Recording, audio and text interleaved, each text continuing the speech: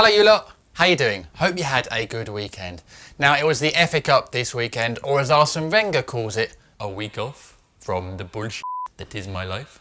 So let's get straight into 5 things that I learned from it.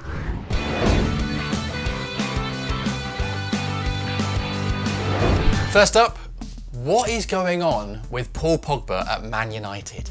He hasn't played since a 1-0 win over Burnley on January the 20th and was absent this weekend from United's 2-0 win over Huddersfield in the FA Cup 5th round.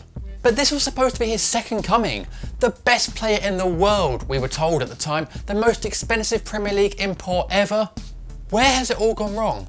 To find out, it's time for another episode of Jim Daly Investigates.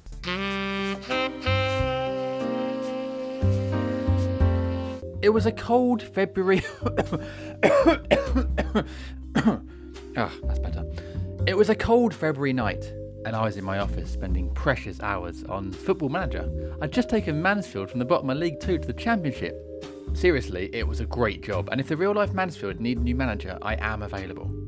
During a particularly difficult League Cup game at Old Trafford, we held out for 70 minutes before a late Paul Pogba hat-trick won it for the Red Devils.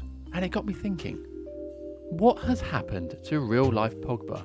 It was time to investigate.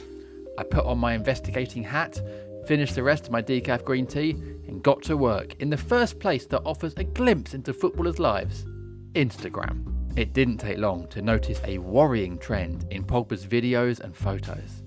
The hair, the gang signs, the dances. Were these coded messages to the outside world that he was being held prisoner by Mourinho in a game of psychological warfare? Were these clues that everything was not right behind the scenes for Pogba at Man United? Were these hints to the outside world that Pogba needs help? But I soon realised, nope, he's just playing shit. Meanwhile this weekend, VAR came under scrutiny during Man United's game against Huddersfield when this goal was wrongly ruled out for offside. But it was absolutely spot on when used in Sunday's game at Rochdale on Kieran Trippier's forehead. Meanwhile this weekend, one of football's biggest scourges was finally tackled by Preston police ahead of North End's game against Wolves. That's right, half and half scarf sellers. But where did they come from? And how did they infiltrate the game so quickly? To find out, it's over to another episode of Jim Daly. No, guys, come on, we haven't got time for another one. Let's just move on.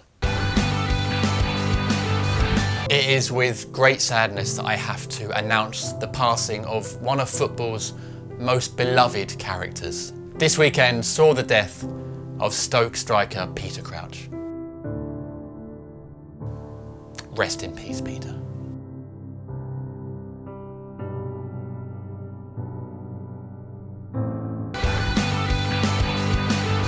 And finally to non-league, where Witham Town FC were taking on Grays FC in what is a bit of a local derby in that they're both from Essex, but is also totally not.